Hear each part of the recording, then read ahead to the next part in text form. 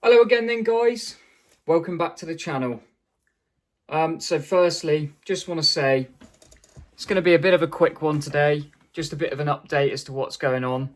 And secondly, I want to apologise because I lied. In the last video, I said I was going to start sorting out my BMW and carry on stripping down the short block. And neither of those things have happened, mainly because on Saturday I decided I couldn't be bothered and I just had a chilled day. Just chilling out. So didn't happen in the end, but I was knackered from the week before, so sorry about that, guys. Haven't got any of that to show you. It's currently Tuesday, just got home from work. So what is the score with the Subaru and what is the score with the BMW? Well, I have now got all of the bits for the BMW. The top cap for the spring and some washers and stuff all turned up at BMW in Barnstable today. So I've been and got all of those bits. And I'm going to give all the parts to Stuart tomorrow, and hopefully he can assemble that strut for me. So yeah, that's the plan with that. Now, when it comes to the Subaru, we've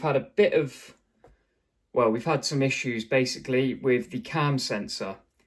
We've been getting a P0340 code, which is a bank A circuit malfunction.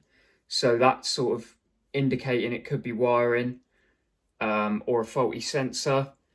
But the interesting part is that the code has now jumped to the other bank. So it's a different code. It's P0365, which is for bank B. So it's a bit odd. That sort of is quite heavily pointing towards wiring or ECU potentially. Hopefully not. I don't want to have to be trying to source an ECU for that. As you know, it's a JDM imported legacy.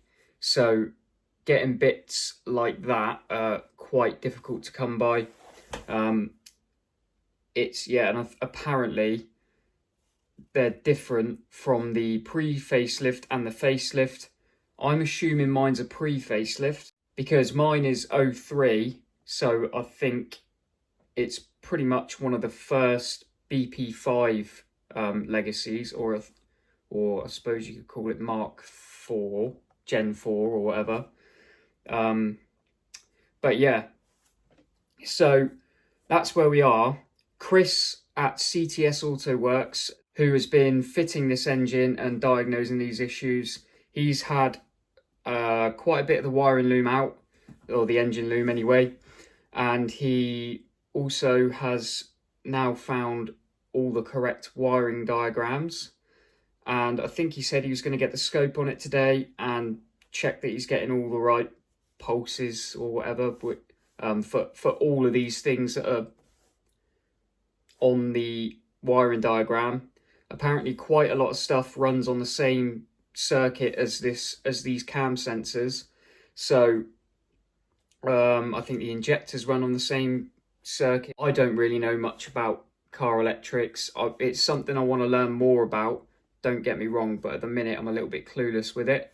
But yeah, he's going to go through and check that none of the components that are on the same circuit are causing an issue or having an issue. And basically, if that is the case and nothing is sort of causing any more issues, then it's quite likely that it's potentially ECU, or there's a fault in the wiring somewhere that we have yet to find. So yeah, that's sort of where we are. Hoping that we can get this solved, really. I'm not really in a rush now. I was, but that's because I thought it was going to be a lot sooner than it was going to be. But you know, these issues happen. I'm just glad that Chris is going through everything properly. He's really diving deep into all the wiring, and he's got all the correct diagrams, and yeah, he's properly checking everything. So really grateful for that. It's probably a good thing, because if he's checking everything, then at least we got the all clear on everything that sort of comes back okay. So yeah, that's about where we are on that.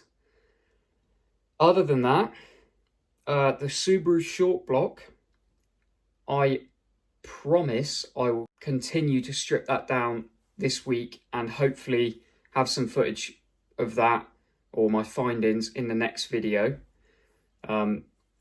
Yeah, I really want to get that stripped down now. It's been sat outside for a while and I don't really want any sort of bad corrosion or anything to start happening. So yeah, I'm going to get on that and make sure that I get that done as soon as possible so that we can go through the findings and see what I need to order. One other thing that I am thinking about for the Legacy is I'm thinking of potentially getting a new radio or sort of head unit or something, mainly because the one that's in there, obviously it being a JDM car, the one that's in there is apparently, according to Chris, it likes to talk at you in Japanese, so that isn't really any good. Also, he did say when he first sort of got the car up and running again, it didn't really work. A lot of static, a lot of horrible noise, and apparently it's a bit of a common thing with these, I think they're Macintosh radios. Apparently they can be a bit funny. So yeah, I'm thinking about maybe getting an Apple CarPlay sort of screen in there, or I might keep it sort of original looking and get another sort of nice head unit to go in there.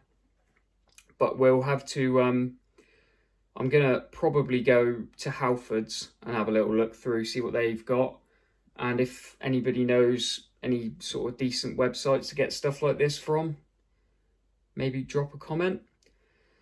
But yeah, I'm trying to stay a bit more positive with everything at the minute. It's all been very up and down, getting myself overexcited at times. And now I'm just trying to stay a bit more level-headed and just be patient. But yeah, been tough. It's been very testing for Chris, I imagine, sort of having it running, see everything seeming okay, and then, you know, getting a check engine light again. It's yeah, not fun. I did see a few comments actually maybe suggesting that the timing was off on the engine. I personally doubt that, to be honest. When I built the engine, I was very, very sort of cautious with the timing, and I double and triple checked. Actually, when I put the belt on, I got it right first time, and obviously getting it right first time, you sort of think something ain't right there. So I had Lee check it, and I got John to even have a look at it, and we were all happy. So, you know, it's one of them. The first one I did, there's 650 horsepower one that you might remember from a couple of months ago. That all went well, but the timing belt on that took me 2 or 3, 4 attempts maybe, and some help from Lee.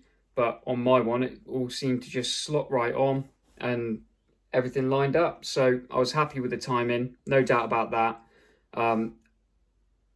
Yeah, we've got a very strong feeling it's the wiring, and the fact that it's jumped from bank A to bank B now, which it hadn't done before, just sort of seems like there's something fishy going on. These Subarus are a bit, from what I've read in the forums, they are a bit temperamental with wiring and grounds. Chris also said he has cleaned all the grounds, but he's going to take them off again and double check, you know, hit them with a wire brush and get them nice and clean, double check them. I also gave Duncan from Race Dynamics, the Subaru tuner, I gave him a little message and asked him if he's experienced this issue and if he knows a sort of good fix for it. And he said it's quite likely it's a ground, so maybe there is a grounding issue somewhere. But yeah, Chris has said it all runs really nice. It's only when you're driving it, you get this occasional code that comes up, triggers the check engine light, and the car cuts out, I think. It's not ideal, but we're getting there. Chris is going through it very methodically. So I'm imagining fairly shortly, a couple of weeks, the car should be coming home. But yeah, I'm just excited for that day to come. But I'm trying to be a bit patient, try not to jump the gun, as I have done in the last few weeks. I think that is about it for today's video. Like I said, just a bit of an update. Sorry I lied about doing the BMW and the short block. I couldn't be bothered in the end, so yeah. That's about it, guys. Thank you ever so much for watching, and thank you for all your comments. I do read them, I do try and go through.